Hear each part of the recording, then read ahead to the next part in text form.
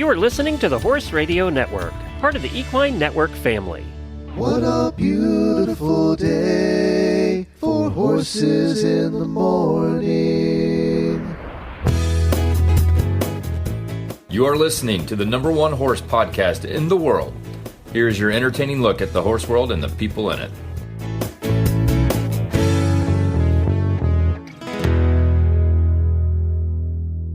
Well, good morning, everybody. I am Glenn the Geek in Ocala, Florida. And I am Allison Renborg in Murfreesboro, Tennessee. And you are listening to the monthly Equine Affaire episode of Horses in the Morning on the Horse Radio Network for January 18th. This episode is brought to you by Equine Affaire. Good morning, Horse World. It's the third Thursday of the month. That means it's time for the Equine Affaire episode, North America's premier equine expo and equestrian gathering. Well, welcome back, everybody, to the third Thursday of each month when we have Allison and Equine Affaire on. On to this Equine Affaire episode, we have Mark Bolender, who's going to talk to us about competing in the Mountain Trail Challenges. And we have our old friend Daniel Stewart back, and he's going to talk to us about overcoming fears, failures, and frustrations. He did that just to mess me up, I think. That's what, speaking of failure. It's intentional.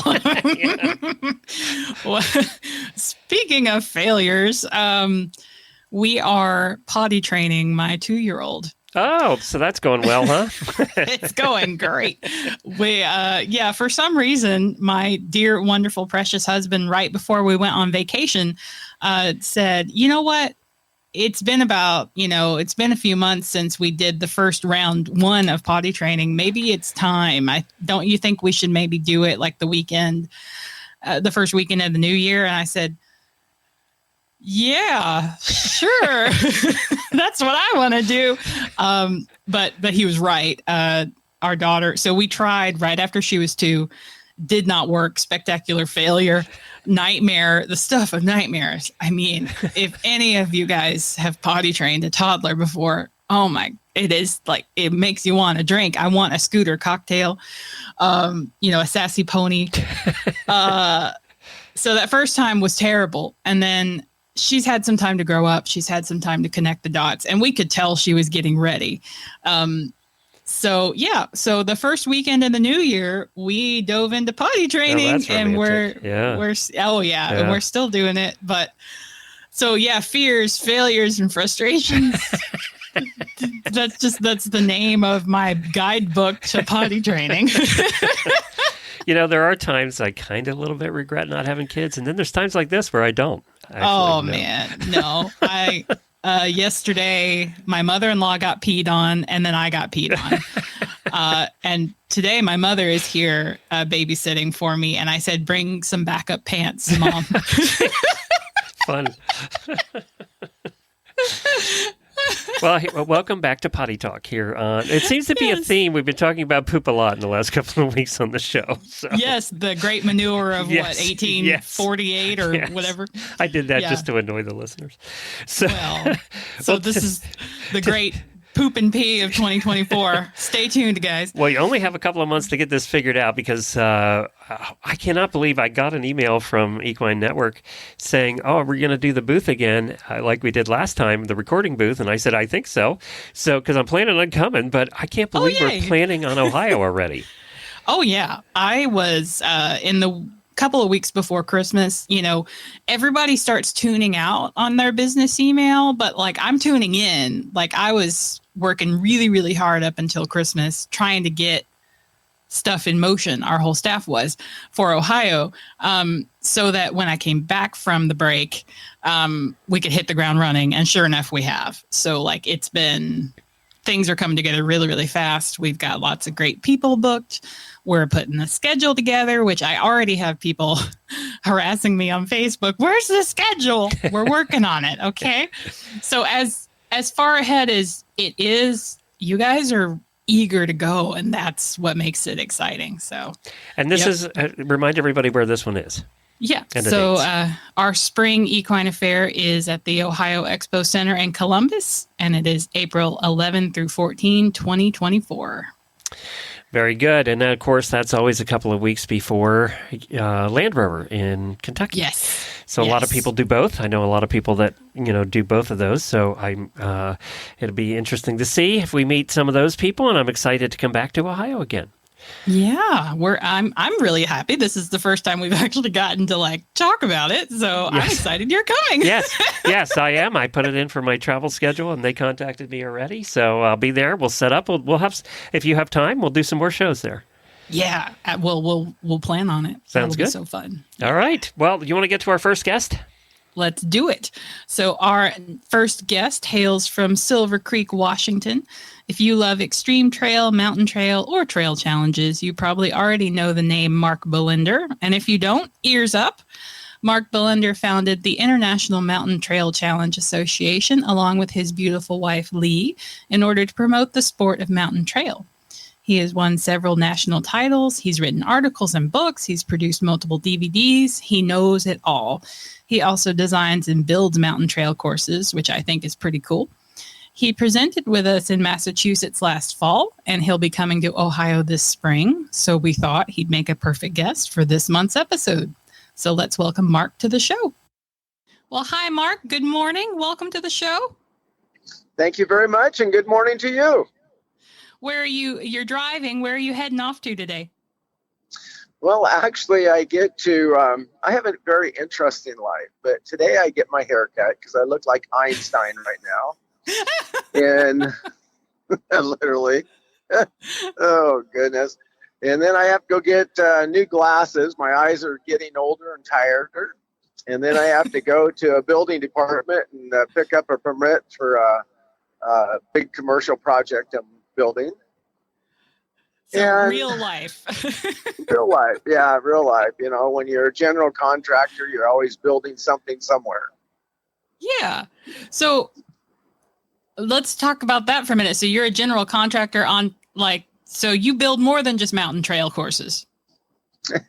Yes, we build more than mountain trail courses. We do primarily steel. We're doing stuff up to about 430-foot free spans. You can put a couple 747 side by side, or make a nice big horse arena, or make a factory, whatever you want. I don't do very many houses, but I'm building one right now for a friend.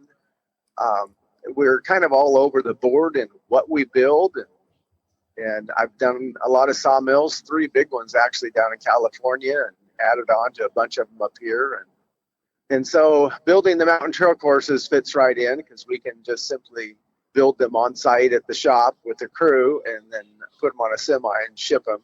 I just got my importer's license into Canada.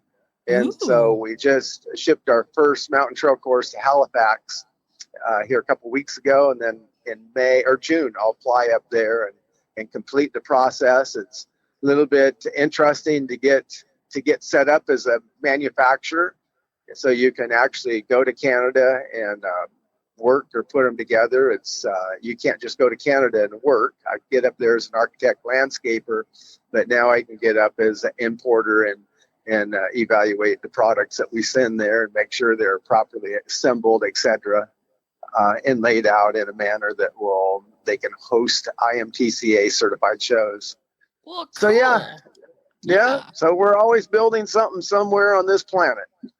Well, yeah. And I was going to say, so I got the pleasure of driving you and Lee to the airport in Massachusetts when you were on your way home. And I think we talked about, have you guys been to South America? No, Israel. You built a course in Israel, right? Yeah, we got back from Israel right before the wheels came off the bus. Yeah. A lot of friends over there. It's a big horse community. Yeah. A lot of well-bred horses, a lot of nice reiners, etc. What's really exciting, the government or the association, which is part of the government that brought us over, IMTCA or Mountain Trail kind of brings all the breeds together, and there's quite a few Arabians over there, and quarter horses. And the association, has a lot of the Arab speaking people in it and the Jewish people in it, because there's one town that's all Arab, and right next to it's a little Jewish town, and and they're all mixed together. And the Mountain Trail tends to not be it brings everyone together. It's not breed specific. I don't need reiners. I don't need jumpers, dressage, Arabs, or Tennessee Walkers or anything else. Any breed works. And so it's really been nice to see this bring people together. And we see that in the States and wherever we go, that it's, if people can come together, maybe they won't shoot at each other. Right. Well, and that's what I was reading up on the association, and I was just so impressed with mountain trail is not discipline specific. You can ride any tech, any breed, gated, mule, whatever, right? This is something that Yes, anybody can do. Yes. I was judging the nationals over in Italy, and the FEI was with me, spent 4 days with me to see if this would work and if it would be truly a discipline, equine discipline.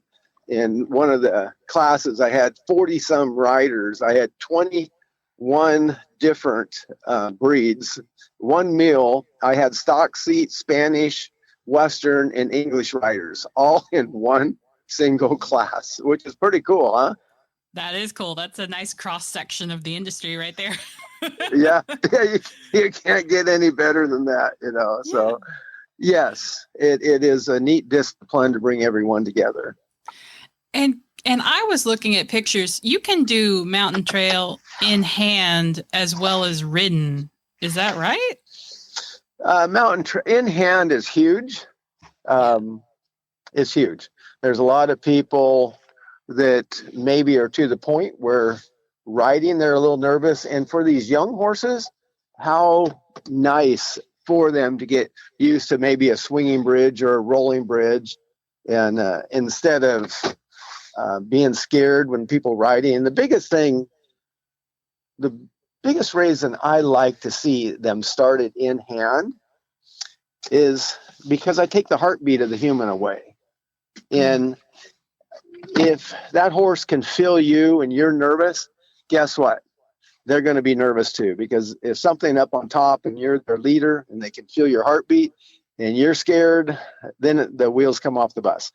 If I can get rid of that heartbeat, we can get any horse, any place in the globe, doesn't matter what make, model, or age or disposition. It'll take about 1 hour to get a horse comfortable in a quiet, bold, confident manner to go over the swinging bridge, the rolling bridge, go through water, go through the squirting water box, do the step downs, do the fans, do the swinging bridge, and the teeter-totter, all within 1 hour if it's properly taught.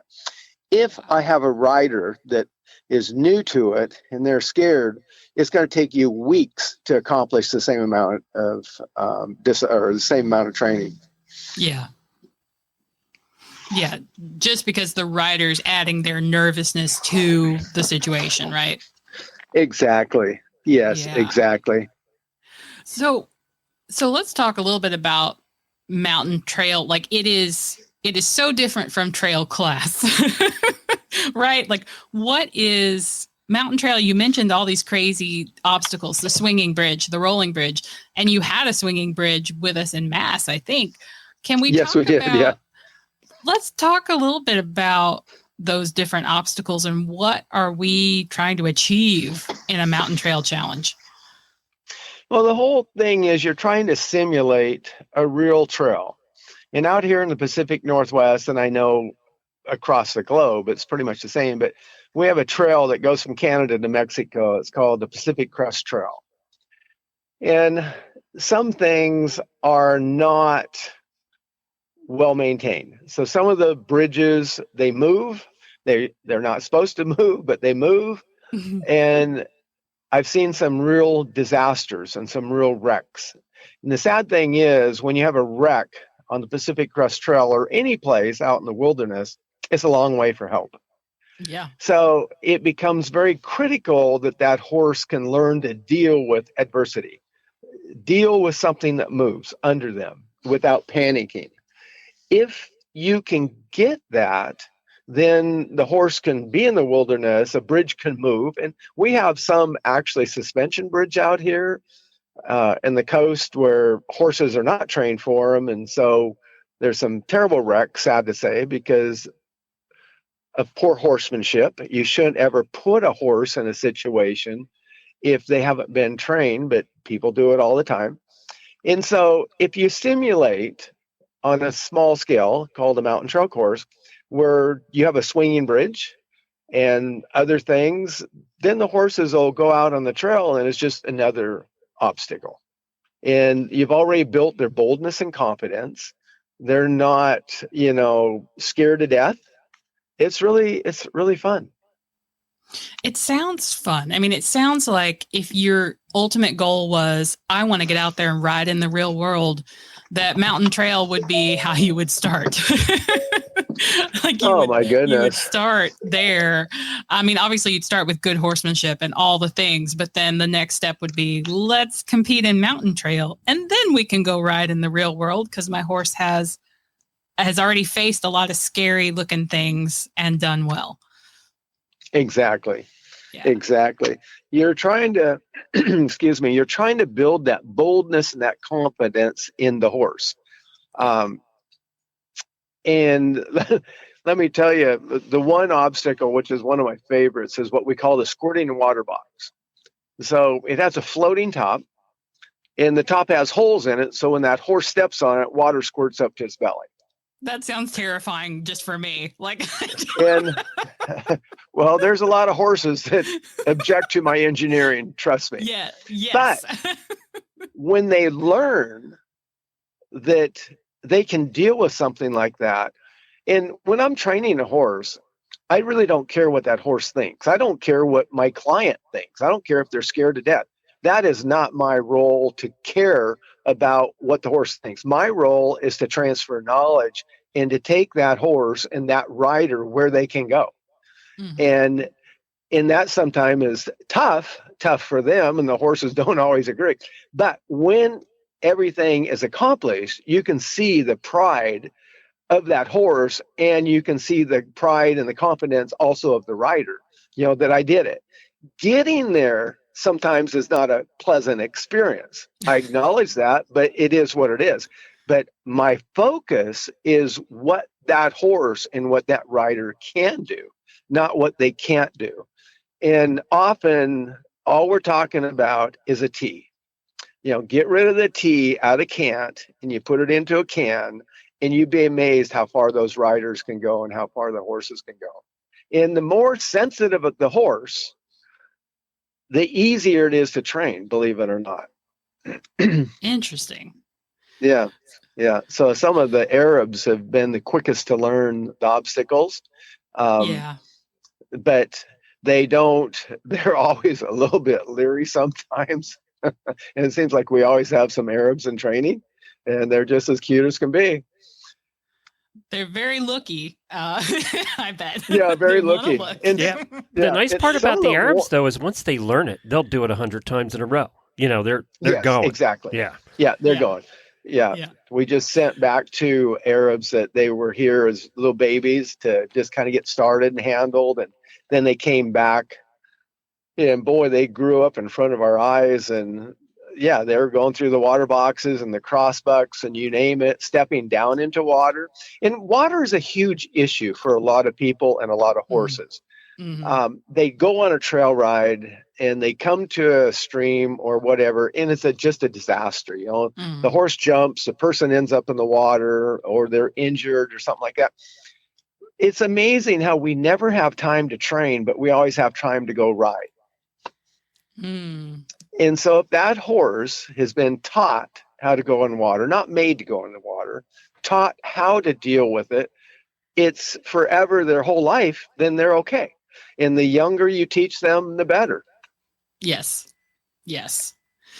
Well, and kind of speaking of teaching and training, we were thrilled to have you in Massachusetts last fall, and you're going to be with us in Ohio this spring, and you're going to be bringing Mountain Trail. Tell us a little bit about what you have planned, and I think you'll be having riders again, right? People who can participate in your clinics. But that's always fun. Yeah. Well, it depends on what they give me. Fortunately, my wife can help, which makes a huge difference, where we can kind of split the time and keep everyone going. And usually they give me from 4 to 9 horses. And sometimes it's more of a circus than others, but it's always fun. So in that hour and a half time, our goal is to have those riders recognize that the horse can actually walk across the balance beam or a swinging bridge or a teeter-totter in a very short time. The first thing that we start with, and I think you probably witnessed that, we do not start with the obstacle. We Thank actually goodness. start, we start with the mind. And we have become so enamored with pressure and release and sticks and strings that we've wasted their time because we forgot the horse actually has a mind. And so once we get into the mind, and there's certain instincts that we can trigger, and most of the horse's life runs on instinct. You will never beat instinct as a human. Instinct is something different that God gave the animal in the insect kingdom that he did not give to humans. It's one that we scientifically cannot explain to this day how it works. And I can talk about migrating butterflies, the monarchs, the painted ones in Europe, 3,000 to 4,000 miles, the painted ones, 10,000 miles. Those little dragonflies you see around the pond, they migrate 13,000 miles. I can talk about fish and bears and geese, you name it. We don't understand how that works, but we can't deny it because we see it in the world around us. So in the horse's world, there's certain hardwired instincts. And one of the hardwired instincts is they must please what they perceive to be above them in their herd. In their world, there's no equals. They have a pecking order. We all know about that, to the point where if you scatter hay out in the pasture, horse number 3 can go eat number 4's hay. Number 4 goes eat 5 hay. But horse number 3 does not go eat number 2's hay or all heck breaks loose, correct? Yes. So if I can teach these people how to back that horse up, which we do right off, without ever looking at that horse will trigger an instinct in that horse's mind that you are above. And the size of the person, the size of the horse has nothing to do with their pecking order. It's their intensity, and often an alpha mare, which will lead the herd, will be the smartest. Not the biggest, not the baddest, but the smartest. And they dominate and they lead. And so in that horse's mind, if it backs up for you, you now have moved above. That will trigger that instinct, I have to try to please. That's going to take away about 80% of all of your issues on the obstacles. Because right off, the horse instinct says, I got to please. That instinct to please will actually override the fear of the unknown instinct, which is fascinating. And so you can watch these horses try their hearts out, but it puts a lot of burden on you then to take care of them. Yeah, but it's really, I find it fascinating. Yeah, you've got to be a good leader now because you've said I lead, and now you have to be the good leader. So you have to be the good leader and consistent. They will find every opening that you have. And some horses, to find that weakness is much stronger than others. Some of them you cannot blink. Mm-hmm. And others are a lot more, okay, you're a leader now. Let's take it from there. I'm happy. We all love those type. Yes. And so if you back your horse up, you have established, I am leader, horse is going to follow me. So then what's that next step to getting them to the obstacle? Do you have people lead the horse across the bridge first, or? No, I don't lead the horses. They will follow, but that doesn't teach them. Mm-hmm. So then you're always going to have to lead them. It's kind of like a person that you train for a certain job. If you always, take them, you always have to. If you always micromanage that person, you're always going to have to micromanage. If you say you give the parameters, this is the job that you are to do, certain ways you do it, I really don't care. I just need this job done. For instance, when we put up buildings, some of the beams are huge. Some of them take multiple cranes just to lift one beam. okay, I know from a safety standpoint, and I know what we have to do, but certain things don't have to be done identically the same way. Now, if someone has a better mousetrap or they're flying the steel, what we call it, God bless you. It doesn't have to be just my way, as long as we get it done within this perimeter and everyone's safe. So these horses, if you always lead them, you will always have to lead them. And that's one of the big differences between dressage and reining. In reining, we say to the horse, I'm going to teach you how to turn around and spin, and now I'm going to put the burden back on you. In dressage, the pirouette, we're going to constantly micromanage the pirouette constantly.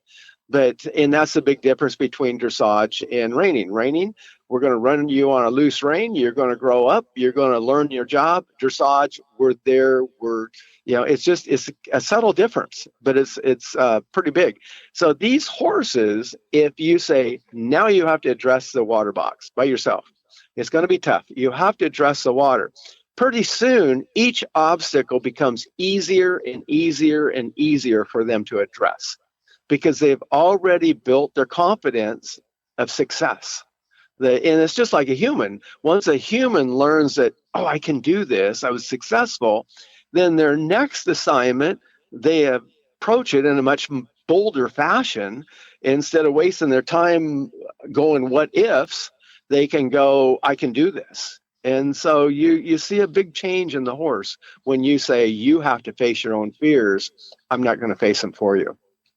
I love that. So it's a little bit about treating the horse not as an equal per se, but as you did this, you can do this. I'm here with you to get you through it. But like, this is how you accomplish this task. Now you go do it. It's not right. Put your foot here and then your other foot here. And then this is, I'm in charge every step. It's, we learn together. We're going together. You handle your side. I handle my side. Right. I tell people, I'm not superior to a horse. I'm not inferior to a horse. I just hear different drums and march to a different tune. That doesn't make me inferior or superior. God said he gave us dominion over the animals, but he never said jack tiddly about making us superior to them. We cannot live where they live. Right. I can see around the corner and they can't. So it actually makes a really good partnership. But, one thing that I have to laugh about is the long balance beam. In the long balance beam, they're about 30 feet long. And some of them are higher than others.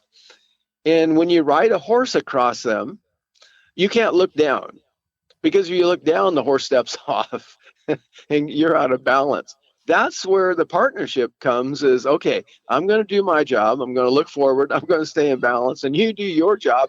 Stay on the darn balance beam so we don't both die. Right. And those horses, they grow up very fast and they're very proud of doing their job. It's fascinating. But what's interesting is another one of my 6 professions. I'm also a teacher. I don't know if you knew that. Right. Okay. So periodically, I've taught economics at the college. But can you imagine if I'm teaching 5:30 economics and you're going for your master's degree and you must go through my class period? And the first day you walk in my class, Alice, and I say, can you go to the chalkboard and show me you can do your timetables to 10? And you're thinking, this is a graduate course. What's this guy doing? But my reputation's a jerk, so you go do it. The second day, I say, Allison, can you go to the board and show me you can do your timetables to 10? You're going to be pretty insulted and is trying to figure out what kind of idiot did they hire. Now, the third day, you're more than likely going to blow your top when I ask you to do that. You're probably going to yell at me or storm out and go to the dean and say, what kind of idiot did you hire for 5:30 economics? This is what he just asked me to do. Yet, we find that insulting, yet that's what we do to our horses every day. Oh, you're so right. We get on them. Do you remember this? Let's make sure you know how to bend and everything else. That can make a pretty cranky horse, especially a mare. Mare, we negotiate. It's kind of like being married, The geldings, you kind of kick in the butt and say, now, come on, let's get your tail in gear and let's do this. The mares, you negotiate. But we do that every day. We find if you get on that horse, and you expect it to be right where you left it, and you start in. Now, if you have an issue, then you can go back, just like teaching, figure out, okay, what hole did I leave out? What did I not communicate to? You're going to have a lot of happy horses, and you're not going to have a bunch of frustrated horses with ear pinning, swishing the tail, tightness in the muzzle, sweat, everything else. We don't get very many sweaty horses at all. Most of the sweat comes from the mind, not the body. Oh, here's something really fascinating. So when we start on the obstacles, if you notice there at Equine Affaire, I didn't worry about doing anything from the right side. I only do one exercise from the right side, move away from me. Mm-hmm. Well, it turned out about 9 years ago, a study came out of the UK that University of Colorado, CSU, Colorado State University, shared with me. Came out of the UK. A horse can't read you out of its right eye. Its left eye grows stronger over time. So we said, okay, let's take this study and see if we can put it into a practical application. So we took 57 horses that had never been started. For the first 30 days, it's all groundwork. They learn to go over the obstacles, turn around on the obstacles with their eyes closed. We learn to long line drive them, pony them. There's only one exercise we do on the right side, and that's build our bubble. We noticed that the horses were learning at a little over twice the pace, but they were showing much less signs of stress, such as pinning of the ears, tightness of the eyes, tightness of the muzzle, swishing of the tail, less sweat, and a lower heartbeat, all signs of stress. And we found that just fascinating. After the 30 days, we went to the right side. It was as if we'd always been there. So our conclusion from that study was, when the horse is trying to learn something new, they're trying to read you, but when you're on the right side, they can't read you. So they're stressed out of their mind, trying to learn something new and stressed because they can't read you. But if you stay on their left side, they can read you. And it's voila. It's the craziest thing you'd ever seen. That's yeah. I love that. Well, we're out of time, but thank you so much, Mark, for coming on. And listeners, you guys definitely want to catch his clinics at Equine Affaire in Ohio. I am delighted that both Mark and Lee will be with you, right?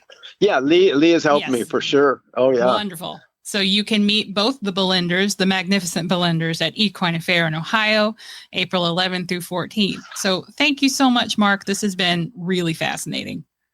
Thank you guys so much. Okay. Bye-bye. Have a great day. Right. Bye. Awesome. You too. Bye. Well, Equine Affaire in Ohio is celebrating 30 years of horses, and you're invited. Join us for 4 fabulous days of all things horses on April 11th through the 14th, 2024 at the Ohio Expo Center in Columbus, Ohio. We'll have clinics presented by the guests in this episode, as well as Mike Major, Ken McNabb, Pat Pirelli, Steve Landvit, Chelsea, is it Kennedy? Kennedy, yep. Yeah, Philip Dutton, Cynthia Hankins, and many more, plus a sprawling trade show, which we'll be in, and a breed pavilion, horse and farm exhibits, and the Great Equestrian Fitness Challenge, fun giveaways, and lots more great stuff. And we'll be doing shows from there, too. And we'll probably have a listener meetup for everybody. We did that last time. It was a lot of fun. And did we mention Fantasia? Equine Affaire's musical celebration of the horse, sponsored by Equine Medical and Surgical Associates, will return on Thursday, Friday, and Saturday nights of the event. Separate tickets are required for Fantasia. Get your tickets for Equine Affaire and Fantasia at equineaffaire.com today. And hopefully I don't get sick this year and I can actually go to it. Yes. You were so sick last year. And it happened on that Saturday when I was supposed to go to Fantasia. I know. But I would have made half the place sick. I was pretty sick. So yes, you were. Yeah, you got me sick. Yeah, so. Sure. And then you got it after. But hopefully this year I can get to Fantasia. Yes. So save me a ticket, all right? We will. Well, coming up next is an old friend of the show. He's been coming on our shows for probably 10 or 12 years. I love him to death. His name is Daniel Stewart. He is he's had 25 years as an international international coach and clinician with a degree in physical education, and he's created a bunch of equestrian clinics, lectures, and training camps, but he really does focus on sports psychology, athletics, and the performance end of things. He's an author of a book called Pressure Proof, Ride Right, Fit and Focused. He has a whole bunch of books, Bolder, Braver, Brighter. You all know him. He's been on the show, on almost all of our shows many times, and today we're having him on to talk about overcoming fears, failures, and frustrations.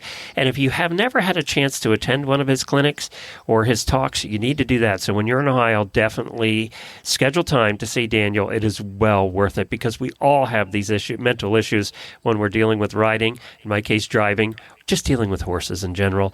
And he's the one to help you out. Hey, my friend Daniel, thank you for joining us today. Hey, it's been great. I miss hearing from you. Thanks for bringing me back. Listeners, Daniel first came on our show, on the Stable Scoop show, back in 2010.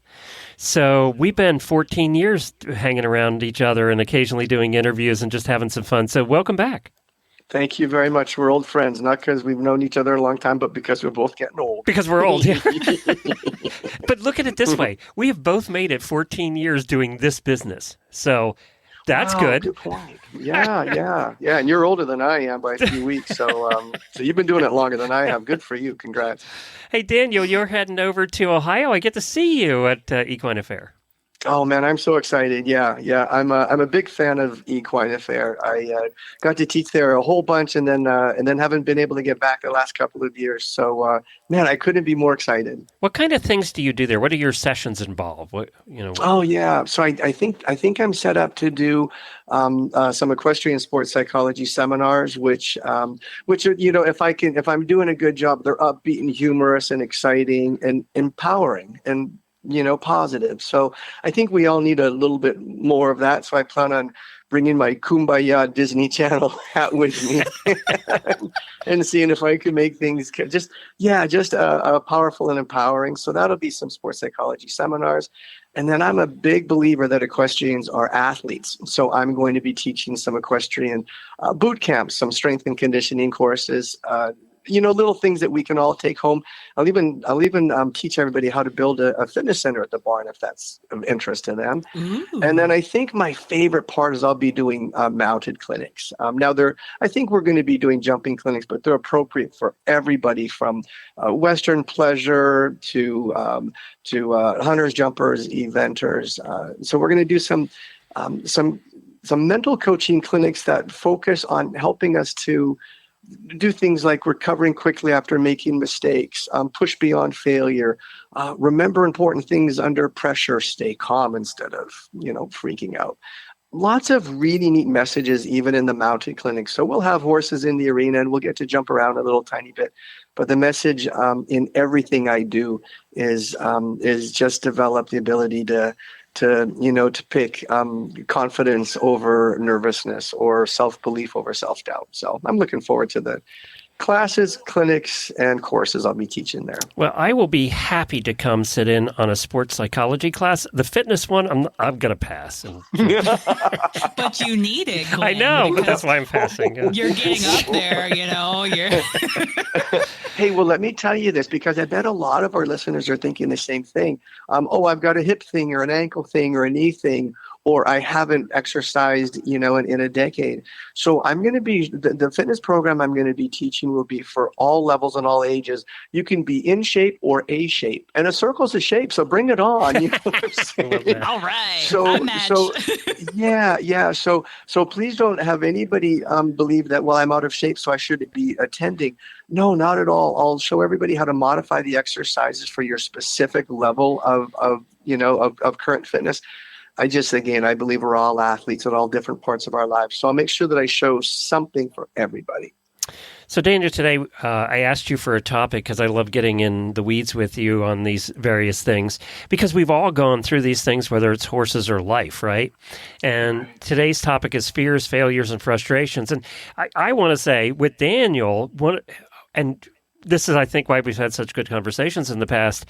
You talk about, obviously, riders, and you're talking to riders, and you're talking about fears and frustrations and, dealing with horses and competing and all of that stuff. But all of this applies to other life, to your outside horse life. It just applies to life. Yeah. Hey, thanks for hitting on that, because I think I forget to do that sometimes. I do believe that what we learn inside the box, and the box is that square arena that we work in, isn't it? It's made out of wood and it's kind of a box or a rectangle. I believe that what we learn inside the arena can help us to become so much better humans outside the arena. And I know that when I sent my daughter to the barn, she came home a slightly better version of herself. She was more responsible and more timely, willing to get out of bed early to do things that meant something to her. She became more coachable. My daughter learned a lot of positive life lessons at the barn that helped her to become a better human. So yeah, when we talk about overcoming fears, frustrations, and failures at the barn, man, don't leave it at the barn. Take it home. Take it to your driver's license test that's making you nervous. Take it to your job interview that's making you doubt yourself. Take it to your relationships, your careers. What we learn at the barn makes us better humans. So I think that's an important message. Thanks. Does failure cause fear, or fear cause failure, or both? Is it possible that maybe the fear of failure is one of the most predominant experiences that most of us everybody bump into? It's from the time we're two, right? And right, yes. and what a great point, man! If you have a fear of failure, first of all, please don't feel bad about it. Oftentimes the fear of failure is bad. Let's just cut to the chase. But feeling bad because you're feeling bad, well, that's just not right. I have a fear of failure. My wife has a fear of failure. Glenn, I bet you have a fear of failure, even though you've never failed in your whole life. I still think this whole podcasting thing is going to go away. So there's that. But it's true, right? I mean, but none of us starts something. If we had the fear of failure, we would never try anything. We all overcome it, or we would never do anything. Oh, well, see, now there's the real key, isn't it? Is if you can overcome what holds us back, and we can all plant a seed of doubt from time to time, but we have a choice. We can plant it, or we can believe in ourselves and move beyond it. So yeah. So there's two kinds of fears. There's a rational fear. Let's say that your horse spooked in a corner and you went dirt surfing and broke your collarbone. Well, the next time you get on your horse, you might be pumping the brakes a little bit. Dude, that's pretty rational in my opinion, So a rational fear keeps us safe. So when we have an accident or get injured or even a spook that scares us, the brain is gonna kind of put an asterisk beside that memory, and it'll kind of let you revisit that memory more often than not, because the brain has one job: it's to keep us safe. And this corner over there, it interfered with my perception of safety. So I'm just going to make you think about that corner. Man, that's a rational fear. Now, if you have those fears, good on you. You're human. Please don't feel bad about that. That's the human survival instinct. But do know this: there's a way past it. Now, rational fears make sense. The ones that I tend to work with the most are irrational fears. Fears that are not associated with safety or their survival instinct. And there you go. Fear of failure is the big one, isn't it? A fear of failure does not interfere with the brain's perception of safety. There's the fear of failure, the fear of letting someone down, the fear of not living up to somebody's expectations, the fear of spectators, the fear of judges. Don't get me started. I'll keep talking because there are no lack of irrational fears. So rational fears, we get it and we can fix it. The good news is irrational fears, we all get them. And we can't fix them. And again, that'll be my goal at Equine Affaire this year, is to help everybody who suffers from rational and or irrational fears find the other end of them. Are there people that just can't get over it, that irrational fear? So interesting question.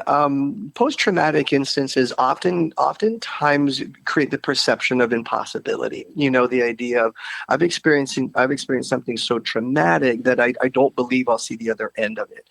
I bet you I've worked with over 100 people who had that perception, and they're all over it. And don't get me wrong, it's not because of me. We know how the brain works. We get it. And if we can teach within the brain's parameters, then we can get to the other end of almost everything. All right. I really, truly believe that. And the good news is it's not complex. Some of the tricks and and tips that I have are ridiculously simple that can create just phenomenally massive, productive, empowering changes. So I don't believe there are many things that we cannot, if we work hard and work with somebody perhaps like you or I that can help us to see the other end can see the dark, see the silver lining from the dark cloud. How's that? Another old joke. I like how you wrote that. Yeah, I just threw up in my mouth a little bit when I said that. Sorry. So we've been doing this, both of us have been doing this a very long time. And we've seen the world change. Has fear changed? And what I mean by that is, as we've seen new generations come up, are their fears any different than the previous generations of riders? Or are people and they're always the same? People are people, and we're always changing. We're always evolving. And our environment in the whole nature and nurture, when the environment changes, our fears change. And it's interesting, when you and I started to work together in 2010, I believe that, let's take the young rider demographic, for example. In 2010, I think that they experienced rational fears, like a fear of getting hurt. I think they experienced rational fears, like a fear of letting someone down, because mom and dad spent a lot of money in this horse. I hope I don't let them down. Those fears haven't changed. But through the introduction of things like social media, right? The new fear of not being enough, wishing I had longer legs or curlier hair or whiter teeth. So this Instagram filtered era that we're currently living in, I do believe that it influences the amount of social fears we bring to the barn. Like, will I fit in? Will I be good enough? Do I look like everyone else?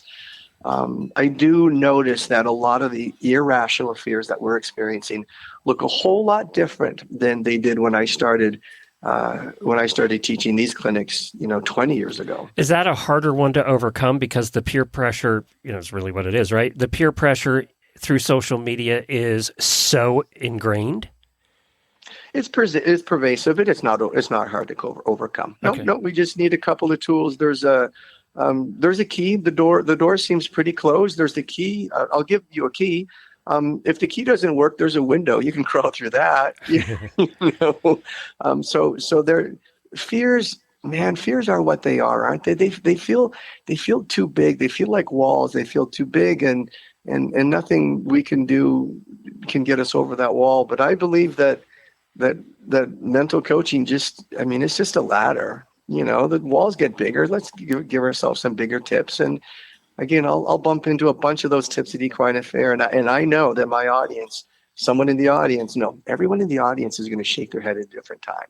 I'll teach them 5 little tips, and I'll look out there and I'll teach this quick little tip, and the head will shake. And I'm like, that person just got a ladder. So, yeah. We still have listeners that talk about, years ago, we talked about your idea of a song in the warm-up ring. Come up with your own song and sing a song. We still have listeners talking about that, and still have them talking about what songs they sing.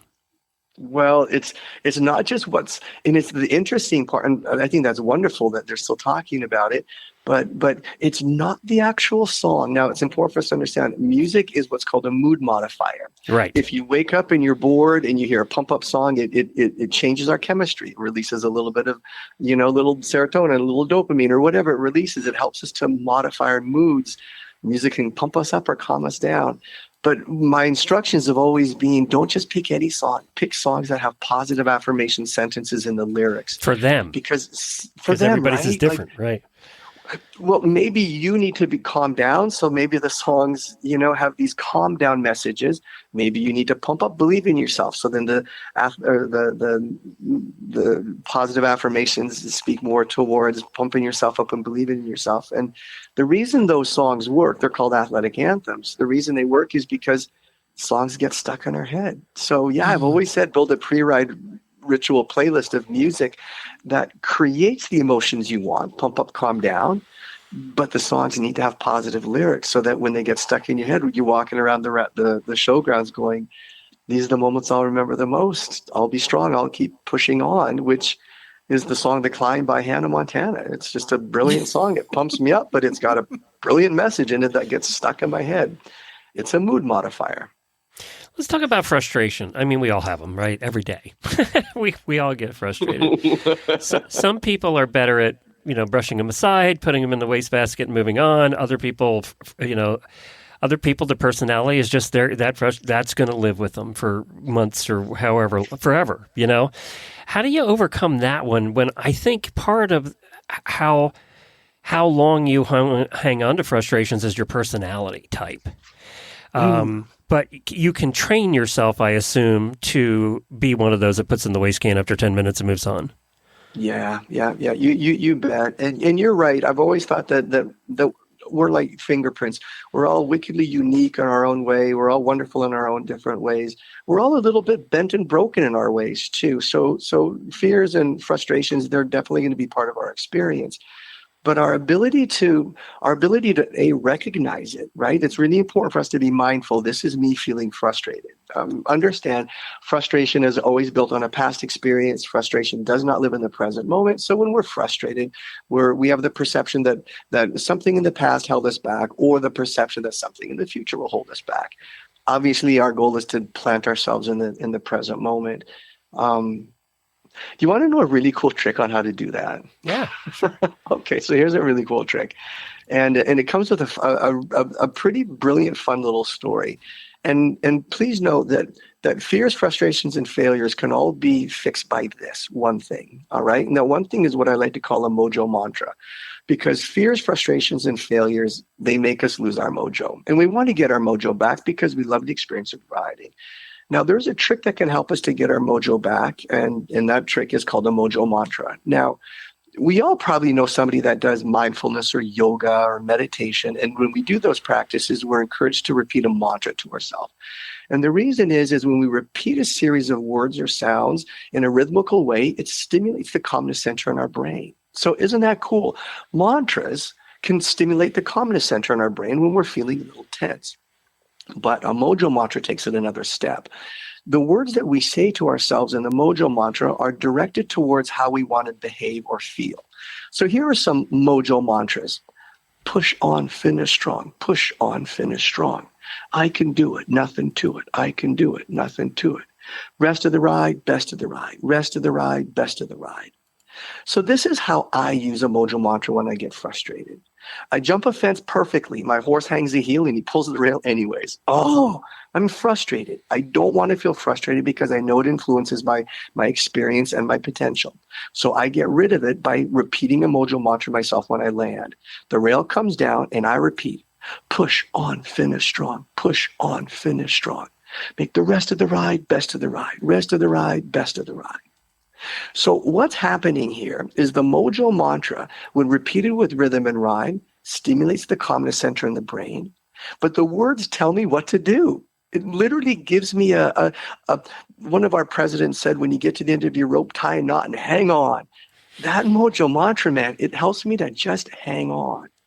So most mojo mantras are directed towards creating behaviors like push on, finish strong. But I think my favorite mojo mantras don't just help us to develop a behavior, but an emotion like joy or happiness. Here's a brilliant example. At the American Eventing Championships earlier this year, a young rider came up to me saying, "Coach, I'm so scared." She was in tears. "I'm so scared. I had an accident going through water, and I'm in Kentucky, and I need to go through the head of the water today in my competition, and I'm so scared of water because of the accident." I said, "I want you to do me a favor and use a mojo mantra." And I said, well, here's a fun mojo mantra. When you go through the water, I want you to say these words to yourself. Fish are friends, not food. Fish are friends, not food. Because she's like 15 years old, right? And I thought that was kind of cute. And that brings Nemo. And it, you know what it did? It helped her to take things less seriously. So I said, people are going to try and teach you to journal and goal set. And just do me a favor. Just come up with a fun little quirky mojo mantra about water today. So guys, this is what I did. I knew her ride time. I ran over to the head of the lake and I'm watching her. She comes over the hill. I hear her. She's like, fish are friends, not food. Fish are friends, not food. But then get this, guys. I hear her. She jumps into the water and then she changes. And she's like, just bubbles, no troubles, just bubbles, no troubles, just bubbles, no troubles. Out of the water she goes, she canters across the field, and she's back to fish are friends, not food. Oh. Guys, she came up to me an hour later, almost in tears again, this time tears of joy. Guys, she was so sad because she was frustrated and fearful. She couldn't find the other end of it. All she needed was a little mojo mantra that was rooted in humor, right? And that helped her to reestablish the connection to the emotions of joy and exuberance and humor rather than fears and frustrations. And there we're going to end on what we started with. That applies to anything you do in life. You could have that whether you're riding or going public speaking or whatever you're doing that you're fearful or frustrated about. I think I taught her a message that she'll remember the rest of her life. Yep. And when we get together at Equine Affaire, I'll tell you a couple stories that prove these can last a lifetime. I do think that I taught her something that will help her when she's writing her SAT exams, will help her when she gets her driver's license test. I think riding, not me, riding taught her something that will make her just a slightly better version of the human that she already is. And you did it in a way, journaling and all that stuff's great, but that's a long-term fix. Right. You had this short-term solution to her problem that day. Absolutely. And that's a difference. Age specific. Oftentimes, if you ask a young rider, 12-year-old to journal, that might be 1 degree of separation. Don't get me wrong. I believe it's a brilliant idea, but I do believe that we need to take into consideration the audience that we're teaching mental coaching to and give them age specific exercises that I believe can probably help set them up. And once they believe in the power of mental coaching, then you can tell them to sit down and open a notebook. Very good. Thank you, Daniel. And we'll look forward to seeing you. Now, you have a bunch of books, Pressure Proof, Ride Right, Fit and Focused, Bolder, Braver, Brighter. I don't know what you've been doing in your free time, but you have all those books people can get. What's your website, too? The website is pressureproofacademy.com. You can find Daniel there, and you can also visit with him at Equine Affaire in Ohio. Thanks, my friend. Can't wait. Hey, it was brilliant reconnecting. Thanks, buddy. If you'd like to get involved with Equine Affaire, we've got good news for you. Save the date for February 15th, 2024. That's when applications to ride with a pro, that means to ride in our clinics, and to compete in the Versatile Horse and Rider competition are due. Materials for Ride with a Pro, along with a clinic schedule, will be available online later this month. Application materials for the Versatile Horse and Rider competition are already available online at equineaffaire.com. So, if you want to win some money or bragging rights or fun prizes, you should apply to compete for that. And if you'd like to volunteer at the event, you have until February 26th to apply. Volunteers can earn free admission and souvenirs, plus you get a sneak peek behind the scenes. What could be better? Check out our website for more details or check the links in the show notes. We'll put them there. Well, that was a great interview, and I learned a lot about overcoming fears, failures, and frustrations, and hopefully I can apply some of that to potty training. You need to get your daughter to listen to this. That's the question. Yeah. That's the key. Just have her sit down and listen. Listen to Daniel. Listen to Daniel because sometimes we give her the iPad while she's on the potty because, to get her to sit still. So I'll just say, here's some inspirational listening there from you Daniel. Go. Perfect. If only Daniel knew.